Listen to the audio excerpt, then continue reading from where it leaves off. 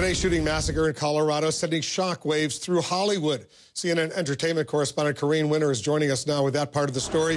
Corrine, it is a huge shock for everyone.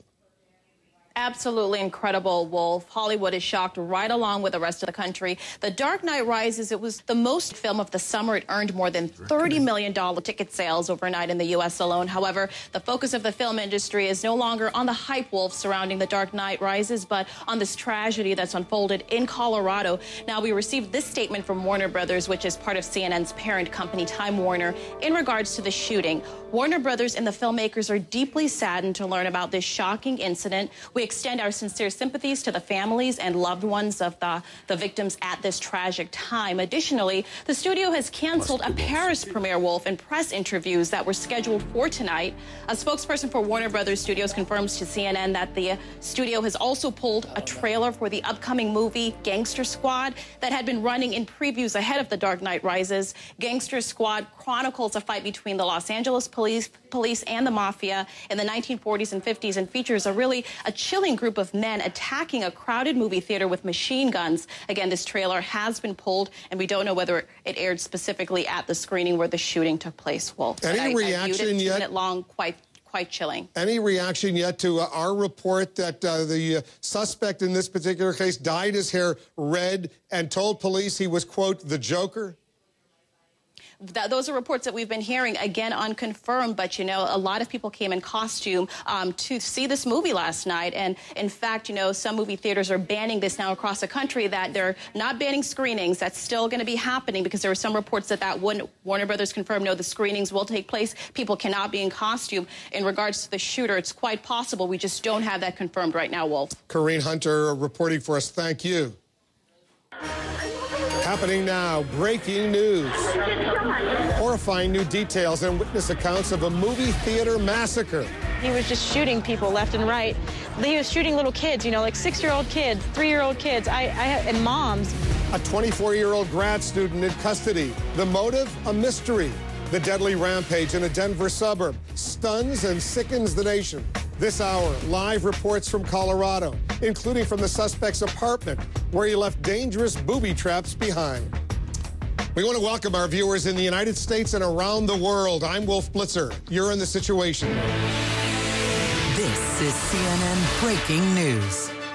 You can still see the shock, the horror in the faces of people who survived the bloodbath in a Colorado movie theater. It's being called the largest mass shooting ever in the United States. Kate Baldwin is here in the Situation Room. She's got new details on the breaking news story. Kate, awful story. You can't say it enough how awful this story is, but I want to bring everyone up to date on kind of the details that we have right now coming into the Situation Room. Police now say 71 people were shot in Aurora, Colorado during the midnight premiere of the new Batman movie. 12 of them are dead. 59 people are wounded, including a 4-month-old baby. Cell phone video shows panicked moviegoers running, screaming.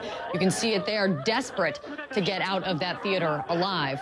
The suspect has been identified as 24-year-old James Holmes of Aurora, Colorado. A law enforcement source tells CNN Holmes bought a ticket and walked into the Aurora movie theater, then snuck out an exit door and left it propped open. He allegedly then gathered up his weapons and then walked back in through that same door. Another source says Holmes had colored his hair red and told police he was the Joker. Holmes was arrested near his car in the back of the theater. Authorities say he had 4 guns, an assault rifle, a shotgun, and 2 handguns, which were all bought legally, and he appeared dressed for battle.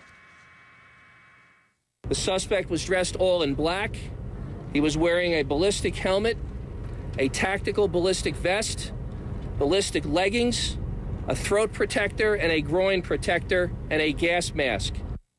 Just amazing. The chief of police says the suspect left his apartment heavily booby-trapped with tripwires connecting to chemical and incendiary devices. He says it could take days for investigators to work through the apartment safely. Residents of that building and 5 others in the area have been evacuated. It's just amazing, Wolf. It's not only what's going on at the theater, but now they're dealing with this really unfolding situation at his apartment still. And you say it could take days. That's what the police chief said. The police chief said that. All right, stand by. The suspect, James Holmes, surrendered without a fight.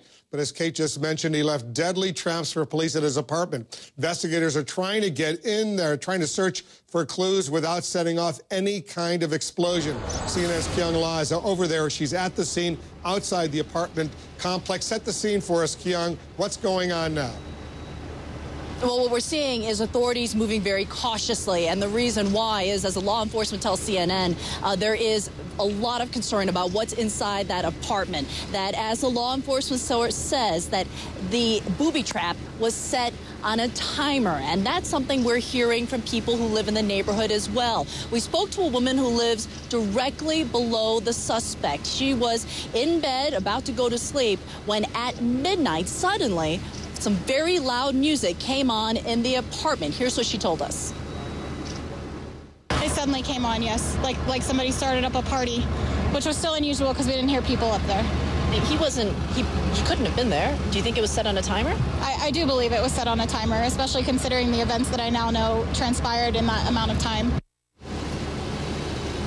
And what she did was she called the police when the loud music came on, but the police couldn't respond because they were responding to all of the crisis at the theater. But the suspicion now is that that loud music was set, Wolf, so that the first responders would be injured when they went into that apartment. That's why we're seeing investigators being so careful as they move forward to look what is left inside that suspect's apartment, Wolf. Yeah, enough people have been killed and injured already. We don't want any more first responders, police officers, and others to be injured, certainly not killed. You also had a chance to speak with a neighbor who says he knew James Holmes. Is that right, Kyung? A chilling tale, in fact, Wolf, because he actually had a beer with the suspect on Tuesday. He says he saw him as a college student. He saw him walking around. They went into a bar. He was sitting inside the bar. He saw him come in, and they had a beer together. And he says when he saw his picture come on the television this morning, he could not believe what he was seeing, that this was someone he actually had a drink with. Here's what he told us. And to see this, and knowing this guy is down the street at the bar with me drinking beer, and he lives right here, and I'm on the next block with explosives, that's insane. So again, an active scene here, Wolf. Investigators moving very cautiously as they're trying to work their way inside the apartment. We're not given any timeline, Wolf, on how long it's going to be before all of this is contained. Kyung La on the scene at that apartment complex for us. Thank you. Let's go elsewhere in Aurora, Colorado. Right now, CNN's Ed Lavandera is outside the movie theater where this massacre happened. What's the latest there, Ed? Well, Wolf, here law enforcement authorities continue to work inside the movie theater where they haven't even been able to remove the bodies of the victims that were shot last night. They say that they are still trying to collect all the forensic and ballistic evidence that they possibly can. As you can imagine, it is a gruesome crime scene. But we have learned here in the last few minutes some more details as just how 24-year-old James Holmes moved through the movie theater last night. We are told by a law enforcement source that it is believed that James Holmes bought a ticket and actually at one point walked into the theater with the rest of the crowd, but at some point slipped out that exit door on just to the right of the movie screen and left it propped open, went to his car, which was parked in the back of the theater, gathered up his gear. He decked himself out in all of that ballistic gear that you heard authorities describe, grabbed the weapons, a handgun, a rifle, and an assault rifle as well, and then came back in to the theater and launched those two canisters, which had some sort of irritant, perhaps some sort of tear gas, and that is what launched this attack, and then the gunfire erupted. We're also told by a law enforcement source that it is believed that he had a what's called a drum magazine connected to the assault rifle, and that would have the ability to carry some 100 rounds of ammunition, obviously giving him much more firepower inside that movie theater.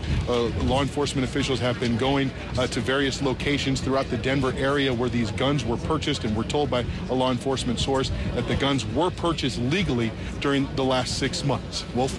And you were also learned, and you broke the news that from a law enforcement source, Ed, that he supposedly, the suspect, had dyed his hair red and told police he was, quote, the Joker, obviously a character in those Batman films. Yeah, That is the information that we've been getting from various sources that we've been talking to throughout the day, and it is clear that at some level, James Holmes appears to be communicating or talking to law enforcement, because it was, from what we're told, James Holmes who also told authorities that his apartment had been booby-trapped. But when we asked the police chief here in Aurora just to what extent he is cooperating, he really wouldn't get into many details as to just how much information and how much talking James Holmes is doing. Of course, what everybody wants to know, Wolf, is the motive behind this attack. What would make him want to do this to all these poor innocent people, unsuspecting and having a good time watching the premiere of the Batman movie? We still just don't have any information as to what might have been the motive in this case. Yeah, the police chief told us he's not going to speculate and not give any information about motivation, at least not yet.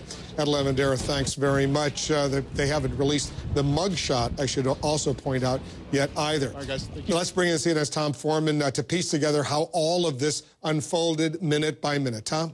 You know, Wolf, Ed's reporting there is very critical to what we're understanding here. This is what law enforcement sources now suggest happened during this midnight movie. They believe that this suspect actually came into the theater with a ticket, as Ed found out, went through an exit door to the right of the screen, and then outside he geared up for the attack and then came back inside to theater number 9. Approximately 12:37, 12:38, that's when they say a canister was tossed in through this door. Look at this. Our animation was showed like this. It may have been right before this guy. Nonetheless, it began hissing and spraying something that seemed to be like tear gas or a pepper spray into the room. A man in black now comes in behind it. Again, we believe now that he came through the theater with a ticket, went out, according to law enforcement, put all this gear on, and then came back in. He was wearing a bulletproof vest and a gas mask, these people say, and they said he shot into the ceiling first, and then he began firing into the crowd. Police will later say that what he had at the time that he was doing all of this was an AR-15 assault rifle over here, a Remington shotgun, and that he had a Glock 40 caliber handgun. And the police say he was firing a lot of rounds very, very fast. Now, 12:39, the first call starts showing up and police officers start racing to the scene. What they find is victims staggering out through the lobby. They surround the place, calling for more officers and ambulances. They know it's a huge event. At 12:42, some of the witnesses say the gunman is still shooting inside. Officers urgently call for gas masks so that they can enter theater number 9 because they can smell all this gas coming out.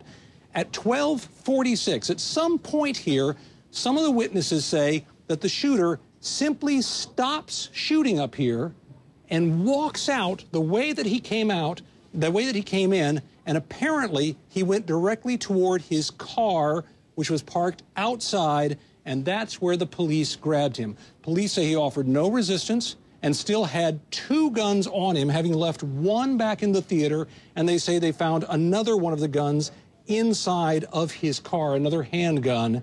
In addition to the vest, they also say he was wearing a ballistic throat protector and a groin protector and black tactical gloves. Simultaneously, officers flood into that Theater 9, finding 7 people there who were so injured that they simply could not run away in any fashion. They found other people there who were hurt so much they did not dare to move them, and they described tremendous injuries. You listen to the police and the witnesses, people shot in the arms and the heads and the legs, the bodies. Some bullets even appear to have penetrated the walls of the theater and hit people in the next cinemas. 12:55. The ambulances are so overwhelmed with the number of people here that police officers are loading up critically ill people and taking them to hospitals. And of course, they're closing in on the apartment of that suspect, whereas Kyung Lop reported earlier, they're still trying to deal with all that might be left inside. Wolf, an extraordinary number of events all happening in the space of less than 20 minutes in the middle of the night. And according, as you heard Ed Lavandera, his reporting, we now know how the suspect in this particular case actually got into that theater with all those weapons and all of that gear. Obviously, they're going to have to learn lessons from what has just happened. Movie theaters all over the United States, dare I say, all over the world as well. Tom Foreman, excellent report for us. Thank you. For the people in that movie theater, every second of the shooting felt like a lifetime. We're going to talk to an eyewitness, someone who was inside watching that Batman film when it all went down. We're also going to go to the suspect's hometown of San Diego, California, where he went to high school, where his family is now asking for privacy. And we're also learning more about the victims, including an aspiring sports reporter, only 24 years old, who survived another shooting only last month, and not this one. I know, I'm doing such a great job. This is full of fail.